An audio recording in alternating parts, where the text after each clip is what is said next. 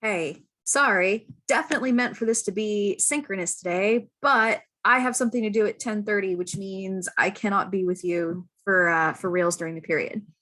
But I just kind of wanted to share some of my thoughts on chapters 5 and 6, which you should have read last night.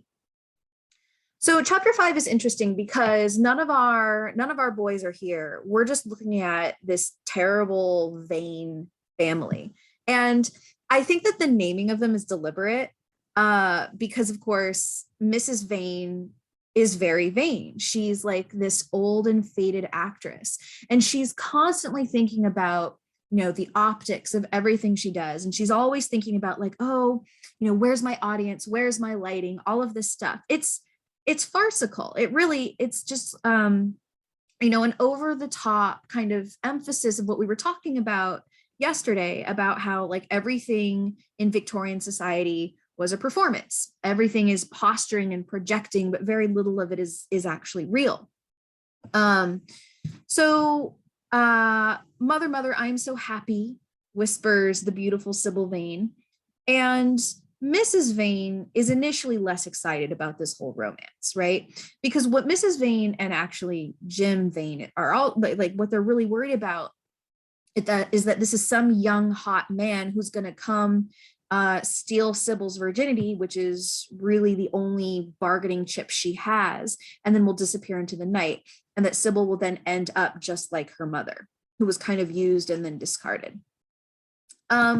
So there's a pretty sharp contrast here between Sybil's kind of youthful idealism, oh, I'm in love, and Mrs. Vane, who's talking about like the 50 pounds they need to kind of bankroll their immediate needs.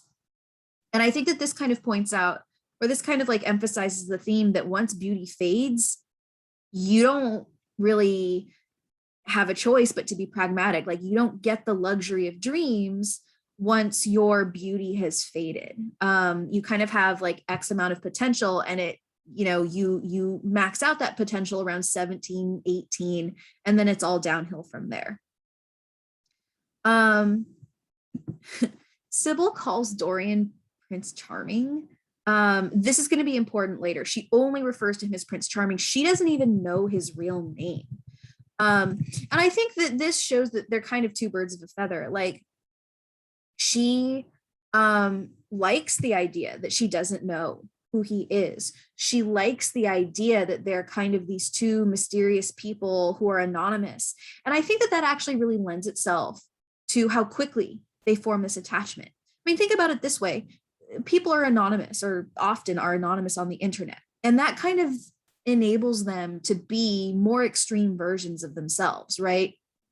And so I think that's what we're really seeing here.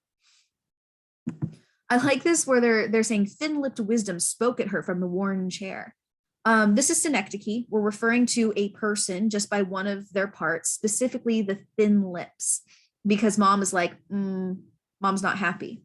So that's identifying the device. The way to explain the significance of the device is that mother is referred to only by her disapproving lips to show how little power she has over Sybil. She's not even like an entire person to Sybil. Sybil is only vaguely aware of the part of her that's expressing the displeasure, but she is not really interacting with that part, so she's able to disregard it entirely. Okay, so then mom is like, wait a minute, maybe this young man is rich. Oh, we should trap him. And so she starts scheming. And to Sybil's credit, she's like not influenced by this either. She's just completely in her own little world. All right. Then brother Vane comes in, James or Jim. James is described like in a totally different way from Sybil. He's ugly, kind of clumsy. His dress is very, well, not like literal dress, but his clothing is like very shabby. When he and Sybil are like walking in the park, people don't see a connection between the two of them. Are kind of like, what? That's a weird pair. Why is he with her? The superficial differences are very obvious. What's a little bit less obvious is the difference in temperament. This is not the last that we will see of Jim Vane. So I want you to consider, don't forget what Sybil's personality is like. and make sure that you're willing and, well, not willing, but able to compare the two of them when we encounter Jim much later in the novel. Okay, let's see. None of this part really interests me that much. A lot of backstory, a lot of kind of Victorian shame over their parentage. I like this. Children begin by loving their parents. As they grow older, they judge them. Sometimes they forgive them. I'll let you marinate in that for a little while. Okay, so the end of this chapter I think is interesting. So Jim is preparing to leave. He's a sailor. He's going to the Australian colony to kind of make his fortune. He's not intending to come back. But Sybil has kind of like imagined all of these really improbable, fantastical ways that he'll make his fortune and then eventually come back, right? So she's a dreamer, just like Robert from The Awakening. Doesn't really care about like the logistics. And this is a thing that still happens today. Logistics aren't cute. They're not sexy. We don't like to talk about logistics. We just like to talk about, the fantasy outcome. And that's what happens here. Mrs. Vane is saying her last tearful goodbye to Jim, but then he's got to go. He's got to like call a taxi. He's got to load the cab. The moment was lost in vulgar details. The beautiful moment, that's the aesthetic movement, right? And the aesthetic movement didn't like the details. The aesthetic movement just wanted that tableau and to appreciate the tableau without the interference of like the real world. So she's thinking about this phrase, about how she only has one child to look after. And she's also thinking about his threat to like basically murder Dorian Gray if he betrays Sybil. She felt they would all laugh at it someday. A weird way to end the chapter. I'm just gonna leave that sitting there. Like, Oscar Wilde is trying to draw our attention to this moment where she's kind of scared about the threat, but she's like, oh yeah, we'll laugh about this later. I will say no more. All right, chapter 6, back with the boys. It turns out that Dorian Gray only notified Lord Henry about his upcoming engagement. And I mean, we've seen before on several different levels that Basil's kind of been abandoned, right? And Basil, I'm not even sure he's aware that he's been abandoned. Because like if two of your friends were hanging out behind your back, you wouldn't know unless you like ran into them, right? But when Henry shows up, he's like, hey, do you hear the news? Dorian's engaged. Basil's like, what? How's that possible? Henry knows exactly how he's going to make Basil feel when he discloses this. And he knows Basil will realize that Henry was told and Basil wasn't told. That's why he's watching him so closely. He's like, oh, Dorian is far too sensible to be engaged. And Henry's like, Dorian is far too wise not to do foolish things now and then, my dear Basil. So like, Basil's like, oh no, it can't be true. I don't believe it. Dorian would never. But like the simple fact is that he has. And so this is some pretty incontrovertible evidence that Basil does not see people, or at least Dorian, clearly. I would argue he also doesn't see Henry clearly because he keeps trying to look for like the goodness in Henry, but like, is there any? This is the point at which I would like pause and ask for, your opinion on whether you think there is any goodness in Lord Henry. But of course, I'm here and you're there, and so we'll just sail on.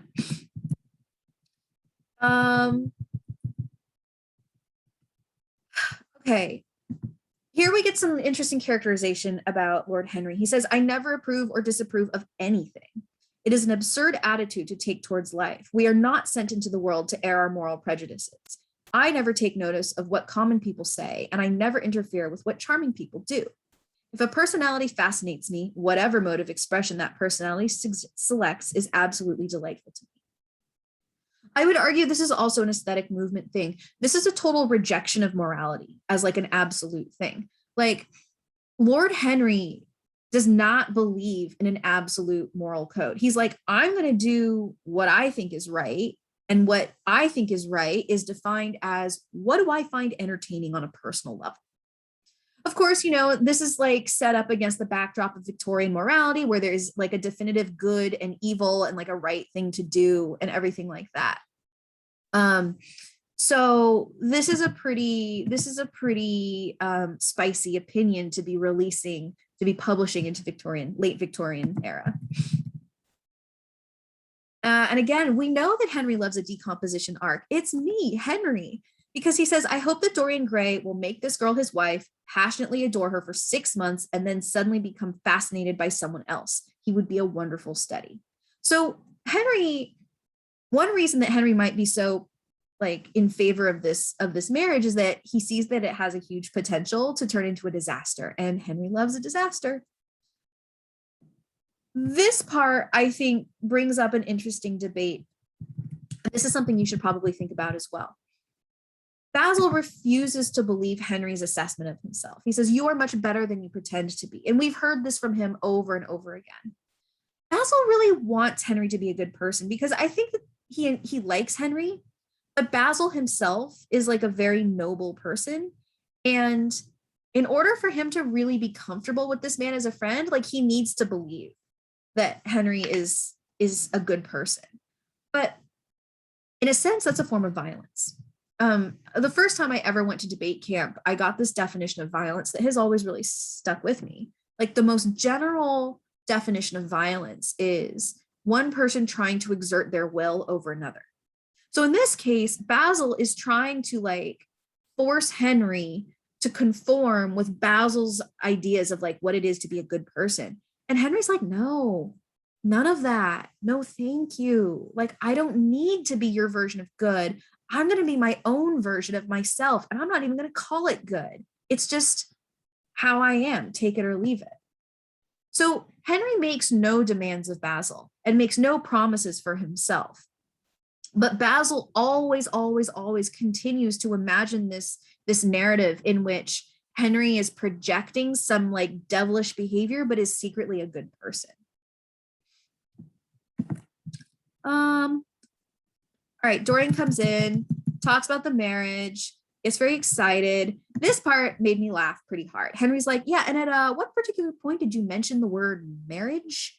Like you kissed her, you saw a look in her eye, you both like fell down the rabbit hole of like, oh, I love you, oh, I'm not worthy, but like, where are the logistics? And of course, this is because Henry suspects that Dorian is too romantic to actually accomplish anything, which turns out to be true. Now, Basil again jumps to Dorian's defense and says, oh, you've annoyed Dorian. He's not like other men. He would never bring misery upon anyone. This is ironic because he's hurt Basil. He's absolutely hurt Basil. We saw that chapter 1, I think, like ended with Basil like sitting on the couch with his head in his hands and like feeling pain. That was because of Dorian, right? So it's terribly ironic that Basil would be the one defending him and being like, oh yeah, no, he's never caused anyone pain before. Also, like there's a little bit of dramatic irony here because we know that Basil like had plans with Dorian and on at least one occasion, and Dorian was like, whatever, Henry, I'd rather hang out with you. Like that's very dismissive. And if Basil knew that, I think he would be hurt. So like, again, we have evidence that Basil is seeing the world through a very idealistic lens that is patently false. All right. So then Dorian starts talking about Sybil Vane and like, yikes, this is some creepy vibes here. I want to place her on a pedestal of gold and to see the world worship the woman who is mine. Ew, is what I have to say to that. But also, ew, this is not a relationship. This is the story of Pygmalion, right? This is almost the story of Pygmalion in reverse. I want to take a living woman, make her a statue, and elevate her so we can all worship her. But that's not a relationship of equals. That's not interaction. That's adoration, which is very different. Red flags. What is marriage? An irrevocable vow. I also laughed at this because, statistically speaking, most marriages don't last. I shouldn't have told you guys that story. That was terribly inappropriate. Another red flag. Her trust makes me faithful. Her belief makes me good. You never want to be extrinsically motivated or extrinsically defined. Extrinsic means like outside of yourself. You want to be intrinsically motivated and intrinsically defined. Like, how do you see yourself? What do you envision for your own future? Like, what do you want to be? That's how you create like a solid foundation. That's Lord Henry, who, even when Basil is trying to tell him, like, no, I think you're a good person, Henry's like, nope, I reject all extrinsic, influence. I am my own person. I sail my own ship. So this is a part I actually don't have a good answer to this. And this is something I would definitely want us to dialogue about if I were in class. But he says, when I am with her, I regret all that you, Henry, have taught me. I become different from what you have known me to be. I am changed, and the mere touch of Sybil Vane's hand makes me forget you and all your wrong, fascinating, poisonous, delightful theories. This is really the closest that Dorian Gray ever gets to criticizing Henry and rejecting his influence. But of course, he only does that because he's picked up a new influencer, right? I think that this kind of feeds into this ongoing philosophical discussion about like what it means to like how sinful it is to influence someone else, and is that a bad thing? Like what happens to the self when it becomes influenced by someone else? So that's something that you might want to consider. Okay. I like this. They start talking about the definition of good. And when we are happy, we are always good. But when we are good, we are not always happy, right? If you've ever had to like go to church and sit in church and be like a good church kid, but like inside, you just want to run outside and be free and not be at church on Sunday. Like that's kind of what I thought of when I was reading this line. Basil asks the good question, what do you mean by good? And I actually really like this definition. So it's very transcendentalist, very aesthetic. He says to be good is to be in harmony with oneself. Discord is to be forced to be in harmony with others. And I would swap out discord with violence, which is very similar to what I was saying earlier. Like violence is when you subvert somebody else's will, even if you have good intentions, right? So like you have to reflect on what your moral system is, and you have to act in accordance with that. And as long as you do that, everything's good. If you don't, if you recognize your own moral system and then you decide you have to live up to somebody else's moral system just to like fit in with the herd, that's not so great. I like this phrase, the consciousness of degradation, right? That's the price that we pay for good things. If you're rich, you worry about being poor. If you're beautiful, you worry about losing that beauty, just like Dorian is, right? And so I'm glad that it's been directly called out in the text, since this is going to be one of the kind of driving conflicts of the story. I like this talk of women. I like this a lot. Okay. Almost done here. At one point, Dorian gets like kind of upset. He's like, you're terrible. I don't know why I like you. And Henry says, you will always like me. And this isn't even like funny. It's not even like banter. And he said stuff like this before. He is very conscious of and confident in his influence over Dorian. Even though Dorian has just said, oh, when I'm with Sybil, like it allows me to kind of shake off your influence because I'm just consumed by her. This shows us that like, even though he's supporting Dorian to like get into this marriage, he's not really thinking that this is going to be a lasting engagement for him, or that they'll even make it to the marriage. On the other hand, there's poor Basil, and I feel so bad for him. He could not bear this marriage because he's like totally in love with Dorian Gray. And yet it seemed to him to be better than many other things that might have happened. Dorian is still talking to him. Dorian is still his friend. Henry hasn't stolen him away completely, right?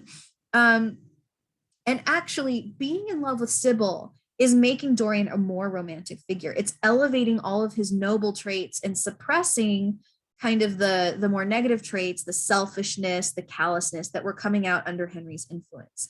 So like Basil is aware that he's losing Dorian, but he didn't really have any hope of having Dorian in the first place.